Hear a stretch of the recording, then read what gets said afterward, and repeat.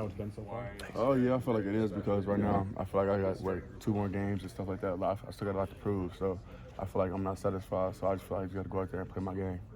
You and Kate are next to each other in the anthem line before every game. What are those conversations and those moments like? I remember him running over. He was a little late to the Wisconsin one, getting there. Okay, Even though yeah. Kate. What are those moments like in that relationship? Me and Kay, man, it's an awesome relationship. Just not him, with Sully too. Brennan, we go to church, every week and all that. We do a lot of things together. So just not him. It's just all the quarterback room, everybody. We just all brothers here. So, it's just a brotherhood here. How's Kate been coming back to practice since? Is it kind of like not skipping a beat kind of thing? I mean, yeah, he's been cool. Kay, he has that mindset of he want to be great. So I can see that he want to, he want to go out there and do the best he can. So I just feel like, like I said, all the quarterbacks in general, they all want to work. So I really respect that. And, I feel like all the quarterbacks that we got can get the job done. So has it been difficult to kind of go through this cycle of not knowing who's going to be the quarterback and stuff like that with Jackson coming in and stuff like that? Like I said, not really. Like I said, I really believe like all of our quarterbacks can get the job done. So really, whoever goes in there and do it, I feel like they can get the job done. So that's all I can say about that. Sorry, popped over here. How are you feeling physically? How was the bye week for you? You still feel like you're kind of refreshed, ready to go? Oh yeah,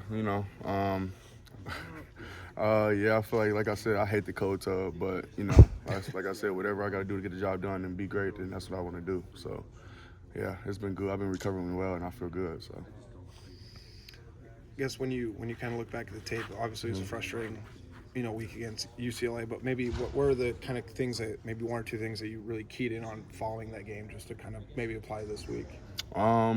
Shoot. I feel like running harder. I feel like I didn't really run my hardest in that game. So I feel like I could do a lot better with that. My pass detection could do better, and just my route running and stuff. So that's really it.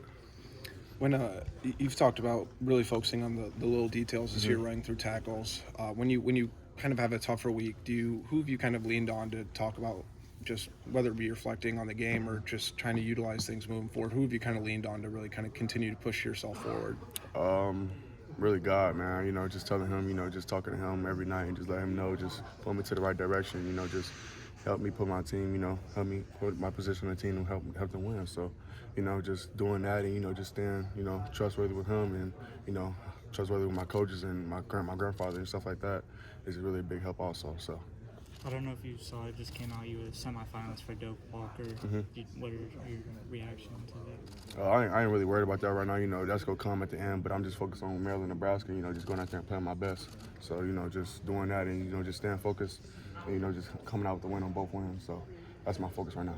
I know you talked about that. Maybe the first time when you were a kid or whatever, you learned about the Doak Walker Award. That was something that you at least kind of made as a goal or a motivation for yourself. Does at least, even though it's just a side award at this point in the season, is it something that feels at least like a little bit of a payoff for what you've done, what you've gone through, and what you've accomplished now? I mean, yeah, I heard about it. People were telling me I'm always semifinals for all that. But like I said, I'm a semifinalist, so I still got work to do, and I still want to do more. So I'm not satisfied, and I never will be. So that's the thing about me. It's just like I just want to go out there and, prove to people that, I can be the best running back in the nation. So.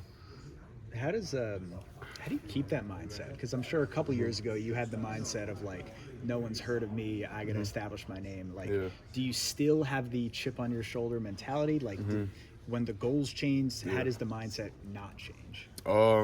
Just like I said, I always go in there with a chip on my shoulder. I'll be going in there like the defense is trying to stop me from going where I need to go. So when I have that in my head, I just get angry, I get mad because I don't want nobody to stop me from going where I need to go. So when they, like I said, when they're trying to stop me and doing that I really take that personal, and I just go out there and play my game. But like I said, last game wasn't the game that I wanted. Didn't go my way. I didn't run hard like I should have, and it really paid the price for it. So I just now coming in with an even more chip on my shoulder, and I'm ready to go. So. Is it one of those things where you feel like you're going to be able to reflect after the season? Everything else that's kind of going on, you don't want to get caught in the loop of everything. You want to stay motivated, but just you'll reflect on it later instead of kind of getting lost in that right now. Oh yeah, like I said, it's just always just coming in there like I said with a chip on my shoulder, and just coming in there even when I'm having this good season, just coming in ready to learn. I was always ready to learn from Coach Ferentz and especially Coach Betts. He was in the league for 10 years, so just learning from him even more, and just live the little things and. Just it's pretty cool. So that's my focus now. What's that mean that he was in the league for 10 years? What does that mean to you guys? That means a lot, man, especially as a running back, because running backs, they don't last that long in the league. So for him to play 10 years and him to stay in there and him, really didn't get cut or nothing like that and just played his game is really awesome. So You know what he did here, too. yeah. I know he did. Yeah, but nah, man, I really love Coach Best, man. He really showed me a lot of things, and he really pushed me to the potential I could do. So He didn't run behind very good offensive line. No, not, he ran for some nah, tough he didn't. yards. He didn't. So that's the big thing about him is that he knows, he knows how it is and he knows how to do it. So. Is there anything specific about the offensive line, because you've been here the last 2 years, that has, I can't put it in any less simple terms, just they've gotten better. Like, what about them has made it the rest of the offense get so much smoother? I just feel like their mentality on the field and off the field, man. When they're on the field, it's just I can't even explain it. It's just they just really mean and ready to work. Like they don't take nothing for jokes. Like if you out there joking around, they go get on you about it. One time I joked to them and they got on me about it. So shoot, I said I'm sorry, bro. I'm sorry. I will never do it again. So just them correcting me on that. And them showing that they care, they after practice they in there class blocking on the little sheds and stuff like that, just doing little things and just working on the stuff. They'll mess up or something, they'll go back and after practice and work on it and stuff like that, just little things, So I really just feel like that's a big part, this year and them, becoming a veteran and growing. So. Did Brian Ferentz recruit you at all? Yeah, actually, my high school career, they came one of my games against Mason, Coach Betts and Coach Ferentz, and after that game, they said it's over. They want me to come, so I really respected that, and I came. So Yeah, was it? I mean, it'd be interesting to see him potentially this weekend. All the other football stuff's out the window type stuff. I really love Coach Ferentz, Coach Brian Ferentz. He's a very good person, and not just on the field. It's just on the field is cool, but off the field I love that man. He's cool. So. Do you hope you get to see him before the game? Or Yeah, do you plan to? of course. That's the dude that recruited me. So I really, play a big part. He played a big part in this, even when he's not here. Yeah. So I just really appreciate him for what all he's done for me and for him getting me here and him believing in me also. So yeah, he gave you the ball as a he freshman. did. Yep, he did. Yes. Yeah. So you can't get more better than that, man. Who wouldn't want the ball as a freshman? Yeah. So.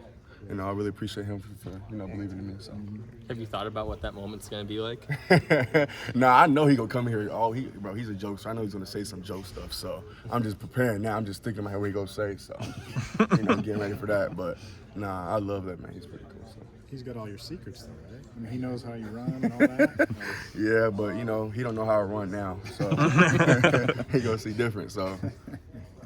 This team has really embraced the run, statistically speaking, a really high percentage. How much do you embrace this team's run-first identity? To be honest, I don't even look at it like that. I look at this like I'm going there and dominate. That's how I feel every game, no matter what game it is.